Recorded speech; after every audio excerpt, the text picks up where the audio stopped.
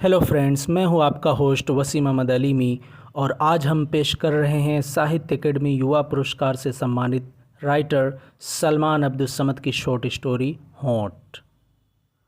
8 साल का सूरज कई दिनों से हर रात अचानक चौंक कर उठ बैठता।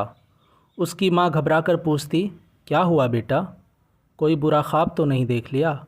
मगर सूरज कुछ नहीं कहता था, बस अपने होंठ को दो उंगलियों से खींचने लगता था। इतना भैंसता था कि थोड़ी देर बाद होंठ सूज जाते थे। तकरीबन 1 हफ्ते से उसका मामूल बन गया। माँ बहुत परेशान थी। अपनी सहेलियों से उसका तज़किरा करती थी, मगर जितने मुंह उतनी बात। परेशान होकर माँ ने शहर में मज़दूरी करने वाले अपने शौहर को फ़ोन किया। सुने जी, सूरज हर रात डर कर उठता है और अपने होंठ खींचने लगता है। मुझे समझ नहीं आ रहा है उसे क्या हो गया, इस पर कोई साया तो नहीं। ये सुनकर बाप भी परेशान हो जाता। उसकी समझ में भी कुछ नहीं आ पाता। हर वक्त उसके जहन में बीवी की बात रहने लगी। वो शहर में था। शहर में आए दिन कोई न कोई मुहिम चलती थी। एक दिन माइक पर आवाज़ गूंजी, तंबाकू सिर्फ़ एक इंसान को नहीं, पूरे ख़ानदान की खुशी को नुकसान पहुंचाता है। ये सुनते हुए सूरज के वालिद ने हस्बे आदत जेब से तंबाकू निकाली और होंठ खींचकर मुंह में रखने लगे। अचानक उसके हाथ रुक गए। उन्हें बीवी की बात याद आ गई। सूरज हर रात अपने होंठ खींचने लगता है।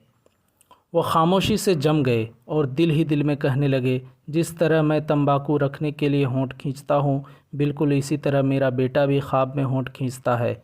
मेरी बीवी ने जो बताया उससे यही तस्वीर सामने आती है।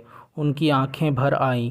उन्हें लगा जैसे सूरज कह रहा हो, पापा ख़ुद को ख़त्म मत करो, मुझे आपकी ज़रूरत है।